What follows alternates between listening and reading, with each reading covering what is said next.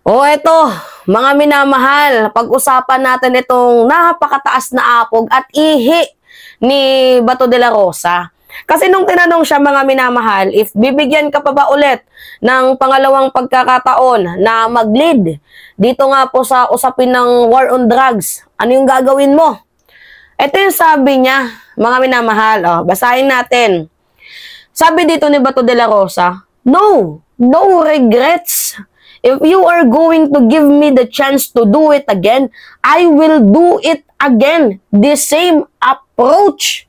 So sa madaling sabi mga minamahal, hindi po nagsisisi itong si Bato de la Rosa na pumatay ng humigit kumulang 30,000 estimated na mamamayang Pilipino. Wala siyang pagsisisi, oh. Kita nyo, mga minamahal, yung pagkakasabi niya ng no regrets, pinapatunayan niya lamang po na siya ay isang manunugi ng mga Pilipino. Hindi ka nga talaga totoong public servant. Isa kang manunugi. Diba, katulad ka ng amo mo, mamamatay tao din. See? Tapos gusto nyo pang manalo yan? Tapos sinabi niya pa din sa kanyang isang statement na he will be forever and ever dito sa side ni former President Duterte. Hindi tama yan, mga minamahal. If you are a public servant, ang kailangan namin is yung public service mo. Hindi yung pagiging aso, pagiging tuta mo sa isang politiko. Hindi tama yun.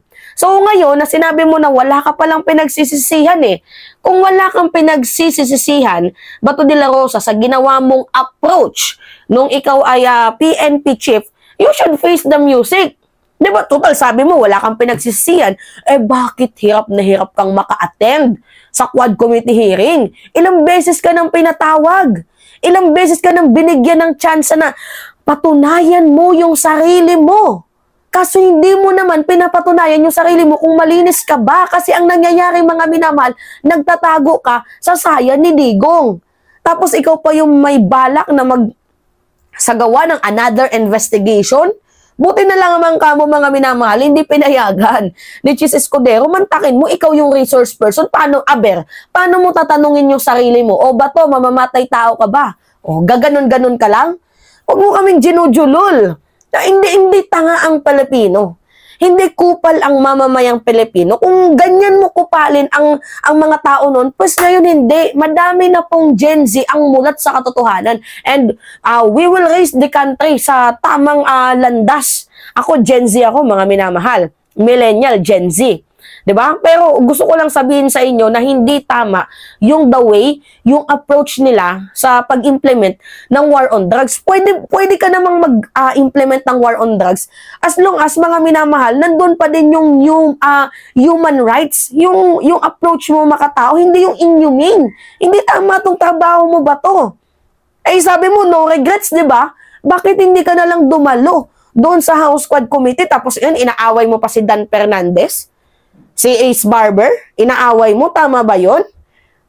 Na tinatanong ka lang naman. Hindi ka tinatanong bilang senador, tinatanong ka bilang former PNP chief. Napakalinaw nun, mga minamahal. Na tinatanong ka bilang isang former PNP chief na ikaw mismo yung nag-implement, ikaw yung nandoon Maayos yung pagtatanong sa'yo, tapos ngayon, bigla-bigla kang gagawa ng issue? Tama ba yun yung paggagawa-gawa ng issue na dinadama yung anak mong isang PNP, Then walang dinadamay dito, tinatanong ka lamang.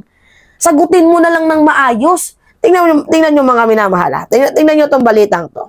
Yung wala daw siyang regret dito. Panoodin nyo According to sa Inquirer, Senator Ronald Bato de la Rosa says he has no regrets over the deadly war on drugs he implemented as Philippine National Police Chief under former President Rodrigo Duterte's administration. In an interview on Thursday, October 24, de la Rosa said if he's given another chance to lead the drug war, he would still have used the same approach he used when he was the PNP chief during Duterte's presidency. According to de la Rosa, a war against drug personalities cannot be fought by being decent. In June 2022, ano sabi niya? According to de la... Ano sabi ni Bato? You can fight a war, especially against the drug personalities, by being decent. So, sa madaling sabi, mga minamahal, hindi pwede yung parang yung parang malamya yung approach. Hindi din naman pwede yung matsyempuhan lang ninyo, patay agad. Hindi pwede yung ganun. yung approach ni PBBM, tama yun, yung bloodless. Pero at least, meron tayong nakikitang gana. Alam mo, sabi kong gumagana, mga minamahal, yung may nauhuli, di ba? May 3 billion nga, na nazis sa Mexico, Pampanga, yung may nahuhuli, mga minamahal, okay yung ganun. Okay yung approach ni PBBM, yung i-lessen, yung madugo na approach, kasi hindi tama, mga minamahal, ang pumatay at nakakadamay ka pa ng mga inosenteng Pilipino. Hindi tama yung approach ninyo, utak munggo yun. Kasi ang labas nito, mga minamahal, tinatakot nyo yung Pilipino. Malamang matatakot, mga minamahal. May nag-comment pa nga noon sa nakaraang live ko. Mima, sumakay lang, nag-aabang lang ako ng jeep na pagbintangan akong adik. Mima, may kapitbahay kami, nagbebenta lang ng banana Q. Hinuli ng mga pulis kasi sa ilalim daw nun, puro shabu. Diba, tama ba yung ganun? Yung ibang bata na damay. So, hindi pwede yung ganun. Pangit na approach yun. So, kung sinasabi mo na wala ka naman palang pinagsisisihan, bakit natatakot ka? Diba? Admission to, mga minamahal. Admission to. Inaamin niya na totoo yung ginagawa nilang pagpatay noon. 'Di ba? Totoo. May pag-aamin na siya eh. So kung inaamin mo, admission na to, you should face the music. 'Di ba? Alam mo ba to, senador ka pa man din, pero yung mga statement mo, very irresponsible. Very irresponsible, mga minamahal. Irresponsible. Oo, hindi nag-iisip. Basta mema lang, mema sabi lang. Sablay na nga yung war on drugs nyo dahil sa mga chinuchugi ninyo. Tapos, sasabihin mo na hindi, ganun ulit yung gagawin ko. Tama ba yun? Sablay na nga eh. Kitang-kita nyo naman, si Kian. Diba? Bata-bata pa dapat ngayon, nagtatrabaho na yun, graduate na eh. So, yun naman pala, umamin ka naman pala. So, madali na lang to. Iano to doon sa ICC, ikanta doon sa ICC. Well, tingnan natin. Let's see. If the ICC here in the Philippines, tingnan natin kung ganun pa din yung sinasabi ni Bato, kung masasabi niya pa yan. Tingnan lang natin, mga minamahal, kung sasabihin pa din niya ni Bato de la Rosa if nandito na yung ICC. Ang tapang ng itlog eh. Ang tapang ng nyagballs ni Bato. Ang taas ng ihi sa puntong ito na walang pinagsisihan pero takot makulong. 'Di ba? Tapos sabi-sabi na, "Go Trillanes, make my day." Di ba ganun sinasabi niya kay Trillanes? And it turns out na, ayoko makulong kasi gusto ko pa makita yung apo ko. Ang dami mga palusot. Kala ko ba, go Trillanes, go ahead, make my day. Ba't hindi ko umaten sa quad ko? Tapos ang lakas pa ng ihi mo na magsagawa kayo sarili niyong hearing? Ano yung papalabas niyo dyan? Siyempre, mga minamahal, alangan naman ilaglag nila yung sarili nila. Di ba hindi? Hindi na ilalaglag sarili nila dyan. Gagawa lang sila para lukuhin ulit yung mamamayang Pilipino.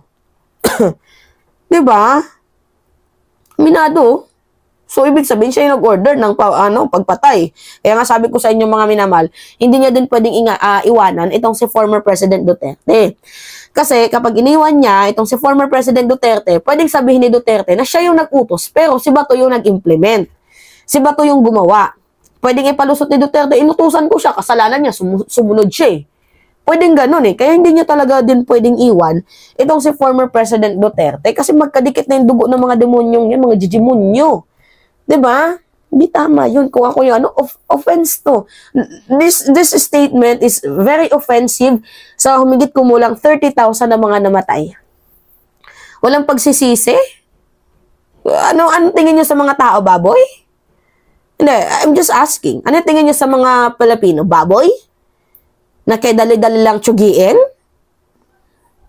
Huwag naman ganun. Pangit yung ganung pag-uugali. Hindi tama yun.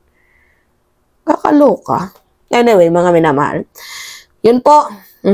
It's me again, si Mima Alicia nyo, at nagbabalik ulit para sa ating panibagong video.